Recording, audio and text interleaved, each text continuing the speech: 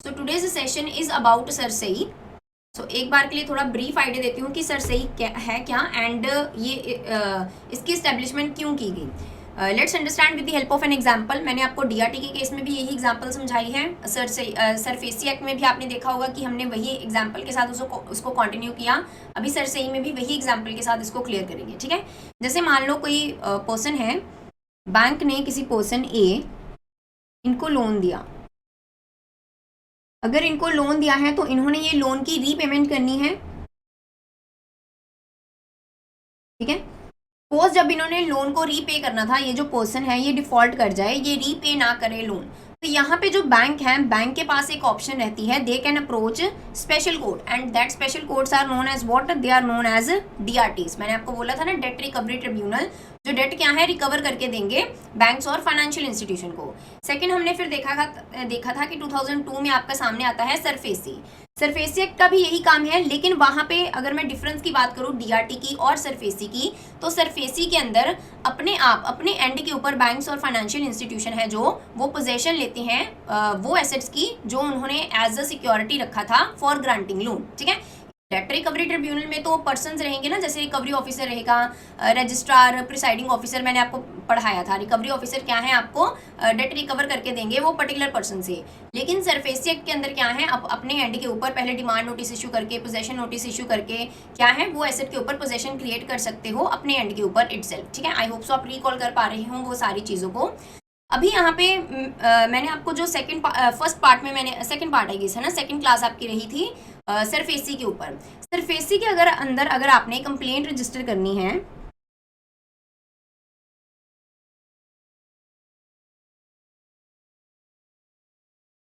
तो उसके दो क्राइटेरिया थे। मैंने आपको बोला था कि अगर सरफेसी के अंदर आपकी कंप्लेंट जाएगी, उसके दो क्राइटेरिया थे। पहला क्राइटेरिया क्या था कि सिक्योर क्रेडिटर होना चाहिए। सेकंड क्राइटेरिया क्या था कि ये जो चार्ज आप क्रिएट करोगे ये रजिस्टर करवाना है एक रजिस्ट्री के पास, नोन एज सेंट्रल रजिस्ट्री। यही दो क्राइटेरिया या दो कंडीशंस आप बोल लीजिए, ये मैंने आपको पढ़ाई थी, ठीक है। सेंट्रल रजिस्ट्री के पास आपने चार्ज रजिस्टर करवाना है, ठीक है, अगर आपने सरफेसी के अंदर कंप्लेंट रजिस्टर करवानी है।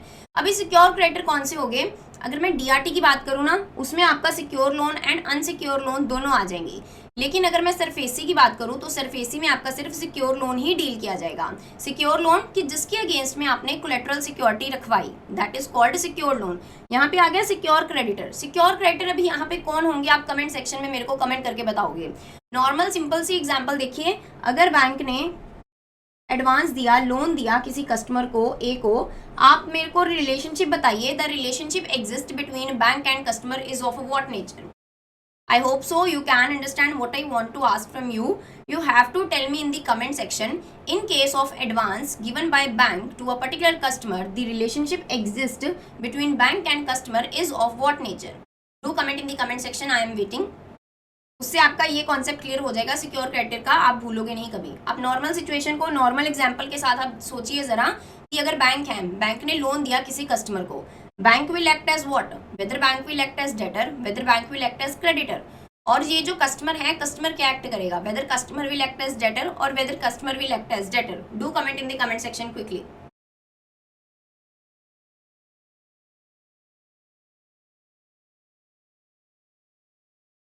साथ ही साथ आप लोग मेरे को सिर्फ ये जो आपका सेंट्रल रजिस्ट्री है, सेंट्रल रजिस्ट्री का आप मेरे को एक सेक्शन भी बताओगे। जब मैंने आपको सरफेसी एक्ट करवाया था, सरफेसी एक्ट में मैंने आपको बताया था कि जब हम सरसई करेंगे तो आपको एक सेक्शन बताना पड़ेगा कि कौन सा सेक्शन है आपका सरफेसी एक्ट का, that is covering central registry. Central registry की अगर मैं यहाँ पे बात करूँ, central registry is known as Sarsai,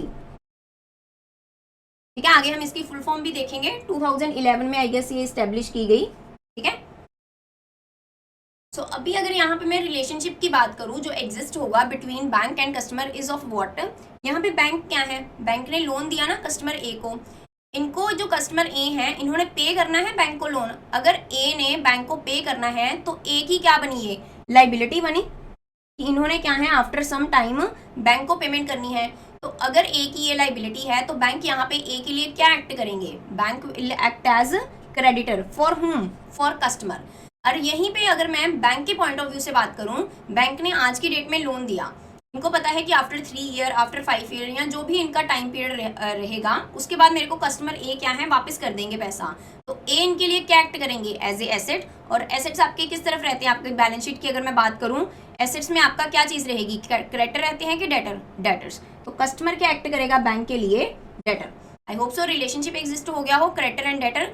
यहाँ पे मैंने आपको एक वर्ड बताया था, सिक्योर क्रेडिटर। इस सरफेसी एक्ट के अंदर अगर आपने रजिस्टर करवाना है तो आप सिक्योर क्रेडिटर होने चाहिए। सिक्योर क्रेडिटर कौन हुए, यानी बैंक। सिक्योर क्रेडिटर कैसे, कि जो भी लोन प्रोवाइड किया गया उसके लिए आपने कोलेटरल सिक्योरिटी रखवाई, ठीक है, तो उसको आप क्या बोलते हो, सिक्योर क्रेडिटर।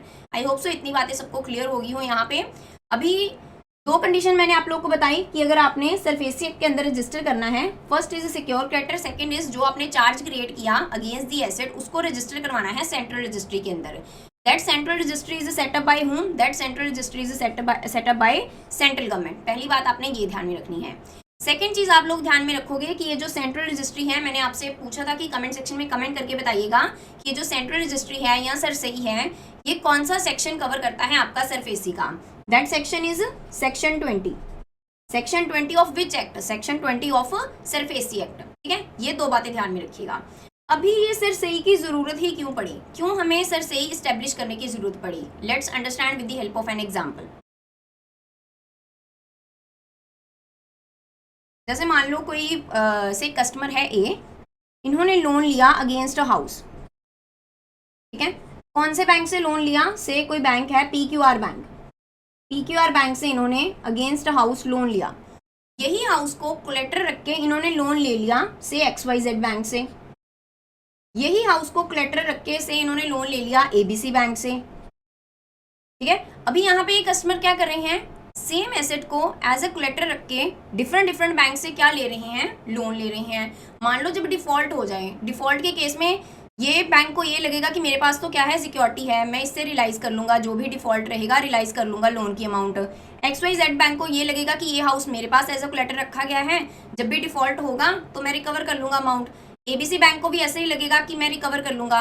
लेकिन जो कस्टमर है उन्होंने यहाँ पे क्या किया, सेम हाउस को एज अ कोलेटर रखा है for taking loans from different banks, ठीक है। तो ये केस में फ्रॉड का चांस रहेगा।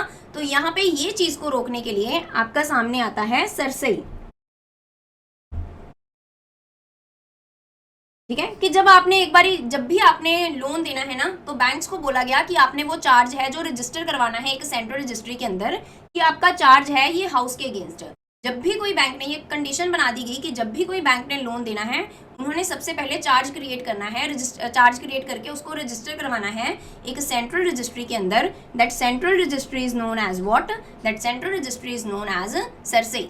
आई hope so this thing is clear to you with the help of example. अगर ये चार्ज रजिस्टर नहीं करवाएंगे तो ये क्या है, फ्रॉड की कंडीशंस जो रहेंगी इन केस डिफॉल्ट, तो यहाँ पे क्या है, ये तीनों ही बैंक्स को हो सकता है रिकवरी ना हो या एक बैंक को रिकवरी हो। तो इस तरीके की जो कॉम्प्लिकेटेड सिचुएशन है, इसको रोकने के लिए, इसको कर्व करने के लिए आपका सामने आता है सरसई। आप, आई होप सो आपको समझ में आ गई हो ये एग्जाम्पल के साथ। अभी हम डिस्क्रिप्शन की तरफ जाते हैं एंड देयर आफ्टर आप क्वेश्चन अटेम्प्ट कीजिएगा, ठीक है। यहाँ तक अगर किसी को डाउट है, do comment in the comment section, otherwise we will proceed further.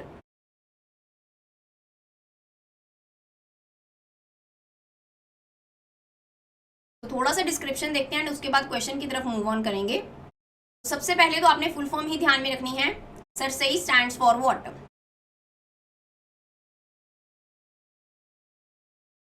Central Registry of Securitization, Asset Reconstruction and Security Interest of India। CE stand for Central Registry, CER stand for Central Registry for Securitization, Asset Reconstruction and Security Interest of India, ठीक है। अभी यहाँ पे 2-3 words आए हैं ना, heavy. अगर आपको इनका मीनिंग पता है then it would be easy for you to understand what is the meaning of Sarsai. आपको आइडिया मिल जाएगा कि सरसई का काम क्या रहेगा। एंड ये जो मीनिंग है, मैंने आपको सरफेसी एक्ट में इसको अच्छे से एक्सप्लेन कर रखा है। एक बार के लिए फिर से इसको थोड़ा सा ब्रीफ में देख लेते हैं कि इसका मीनिंग क्या है। लेकिन अगर आपने डिटेल में समझना है तो आप प्लीज़, अगर आपने अभी तक सरफेसी वाला सेशन नहीं देखा तो आप उसको एक बार ज़रूर रिकॉल कर लीजिएगा, सरफेसी वाले सेशन को, ठीक है। तो यहाँ पर मैं बता दूँ कि सिक्योरिटाइजेशन का मतलब, सेंट्रल रजिस्ट्री तो समझ में आ गया ना, कि एक कॉमन रजिस्ट्री जहाँ पे आपने चार्ज रजिस्टर करवाना है, ठीक है। सारे बैंक्स ने रजिस्टर करवाना है जब भी उन्होंने लोन एडवांस करना है। सिक्योरिटाइजेशन का मतलब क्या रहता है, सिक्योरिटाइज की जो सिक्योरिटी रखी गई बैंक के पास एज अ कोलेटरल, जो सिक्योरिटी रखी गई है उसको कन्वर्ट करवाना मार्केटेबल सिक्योरिटी में। मार्केटेबल सिक्योरिटीज कौन सी होती हैं? That can be easily convertible into cash. तो जब आप उसको मार्केटेबल सिक्योरिटी में कन्वर्ट करोगे, that can be easy for you कि आप उसको क्या हो, सेल ऑफ कर पाओ इन्वेस्टर्स को, एंड कैश जो भी अमाउंट पे नहीं की गई कस्टमर के द्वारा उसको रिकवर कर पाओ। Then asset reconstruction. Asset reconstruction मैंने आपको एक एग्जांपल के साथ बताया था कि जैसे मान लो कोई कस्टमर ए है, उन्होंने अपना हाउस रखा एज अ कोलेटरल एंड उसके अगेंस्ट क्या लिया, लोन लिया। तो अगर उन्होंने लोन पे नहीं किया तो यहाँ पे जो बैंक्स हैं, बैंक क्या करेंगे, वो जो हाउस रखा गया उसको मे भी हो सकता है होटल में कन्वर्ट कर दे। रिकंस्ट्रक्शन, रिकंस्ट्रक्शन का मतलब क्या रहता है, पूर्ण निर्माण करना, है ना, कि किसी भी फॉर्म में उन्होंने क्या है उसको चेंज किया। जैसे मैं होटल की एग्जांपल ले रही हूँ, घर को होटल में कन्वर्ट कर दिया। जब होटल में कन्वर्ट कर दिया, कस्टमर्स आएंगे, रेवेन्यू जनरेट होगा, with the help of that revenue जो भी डेट की अमाउंट है उसको रिकवर किया जाएगा। ठीक है।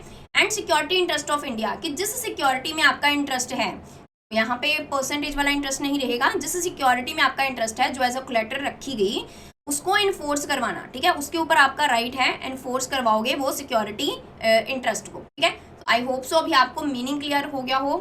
फुल फॉर्म ध्यान में रखिएगा, फुल फॉर्म के ऊपर क्वेश्चंस रहेगा। CERSAI stand for what? CERSAI stand for central registry of securitization and asset reconstruction security interest of India. ठीक है,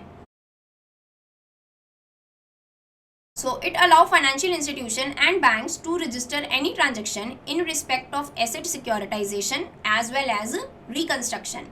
This SARSAI was established to discourage and prevent the practice of taking out various loan from several bank using same asset as property. मतलब अगर आपसे one line में पूछा जाए ना कि ऑब्जेक्टिव क्या था SARSAI एस्टेब्लिश करने का, the objective is clear to you with this statement. I hope so ये क्लियर भी हो रहा हो आप सब लोगों को।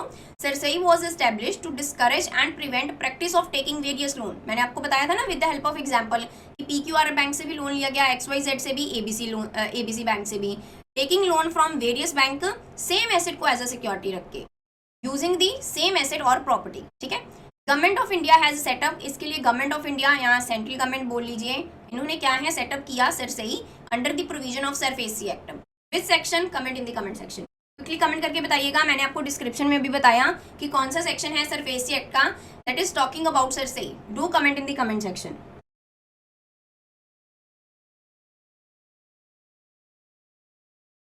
Very good Sakesh sir. Sakesh sir is saying that section 20। So section 20 is about, जब आप बार बार चीज़ों को रिकॉल करोगे it would be easy for you to remember the things जब तक आपका एग्जाम नहीं होगा। ठीक है, तो उसको रिकॉल किया कीजिएगा चीज़ों को। तो now move on to next. थोड़े से इंपॉर्टेंट पॉइंट्स हैं that is relating to CERSAI, and उसके बाद हम क्वेश्चंस की तरफ मूव ऑन करेंगे। Ravi sir is also saying that section 20, very good. Section 20 of which act? Section 20 of SARFAESI act. मतलब आपको ना नीचे ऑप्शंस दे देंगे and at that time you will be feeling confusing कि कौन सा एक्ट रहेगा। Section 20 of which act? Section 20 of SARFAESI act. Options रहेंगी नीचे, सरफेसी एक्ट, DRT, सरसई बोल देंगे and none of the above ऐसे, तो सरफेसी एक्ट। ठीक है, the majority of shareholding is with the central government, public sector banks and national housing banks. Lender of the loan shall register all the information with regard to security interest that they have been created on any asset or property with the SARSAI. Lenders कौन यहाँ पे हो गए? Banks. ठीक है, banks ने सारी जो इन्फॉर्मेशन रहेगी जो उन्होंने सिक्योरिटी इंटरेस्ट क्रिएट किया अगेंस्ट दी एसेट, उसको रजिस्टर करवाना है सेंट्रल रजिस्ट्री में। That central registry is known as what? That central registry is known as CERSAI. No penalty और late fees for charge registration. कोई पेनल्टी और late fees नहीं लगेगी, आपने चार्ज रजिस्टर करवाना है। जब जितना डीले करोगे आपका ही लॉस रहेगा ना। अगर आपने चार्ज रजिस्टर करवा दिया, ठीक है, तो बाकी जो बैंक्स रहेंगे उनके लिए भी क्या रहेगा? इजी रहेगा, डिफॉल्ट के चांसेस कम रहेंगे वाइल एडवांसिंग लोन। ठीक है, तो कोई पेनल्टी, कोई लेट फीस नहीं है फॉर चार्ज रजिस्ट्रेशन। पहले क्या था? हाँ ओके, यहाँ पे लिखा हुआ है। So, removal of the timeline of 30 days within which a secure creditor is required to file certain type of security interest in its favor with the Central Registry of Securitization. पहले क्या था? ये compulsory था कि सारे banks ने क्या है सरसई के अंदर रजिस्टर करवाना है चार्ज, एंड उसका टाइम पीरियड भी कितना था? उसका टाइम पीरियड था 30 डेज। मतलब अगर आपको क्वेश्चन देखने को मिला इसके रिलेशन में आप अपने एग्जाम में, तो आपको पता होना चाहिए कि कितना टाइम पीरियड था, 30 डेज। लेकिन अभी ये जो टाइमलाइन है ना, इसको रिमूव कर दिया गया है। पहले ये 30 डेज की टाइमलाइन थी, इसको रिमूव कर दिया गया है। अभी सेंट्रल गवर्नमेंट ने ये रियलाइज किया कि आपकी हेडेक है कि आपने चार्ज को रजिस्टर करवाना है। ठीक है, आपका ही फायदा रहेगा, जो बाकी बैंक्स हैं उनका ही फायदा रहेगा, ठीक है। इस वजह से ये जो टाइमलाइन है इसको रिमूव कर दिया गया है।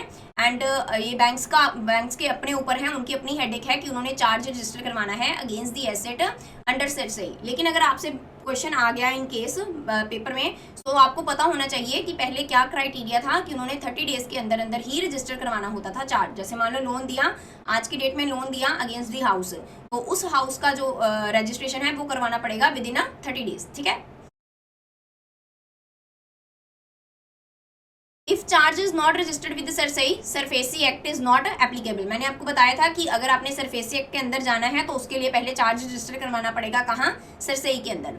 If charge registered with CERSAI the bank due has priority compare with government dues. आगे हम सेक्शन भी देखेंगे, सेक्शन 26E है I guess. Section 26E is talking about what, कि अगर आपने चार्ज रजिस्टर करवा रखा है ना सरसई के अंदर, जैसे मान लो कोई कस्टमर था ए, ठीक है, इनको आपने लोन दिया एंड जो लोन दिया अगेंस्ट दी एसेट उसको रजिस्टर करवा रखा है सरसई के अंदर। अभी ये जो पर्सन है डिफॉल्ट कर जाए, मान लो इन्होंने गवर्नमेंट को भी कोई टैक्स वगैरह या कोई चीज़ पे करनी थी, यहाँ पे बैंक्स का एक और फायदा क्या रहेगा, अगर उन्होंने चार्ज रजिस्टर करवाया है ना तो उनको प्रेफरेंस दी जाएगी कि वो अपने ड्यू को पहले रिकवर करें as compare to government dues. ये कौन सा सेक्शन बताता है, 26E, ठीक है। तो ये बात को ध्यान में रखिएगा। स्टेटमेंट फॉर्म में जैसे ये क्वेश्चन हो सकता है कि if charge is registered bank due has given priority with government dues not given priority, ठीक है, इक्वली इंपॉर्टेंट रहेगा। तो ये बात को ध्यान में रखिएगा स्टेटमेंट, लास्ट स्टेटमेंट को।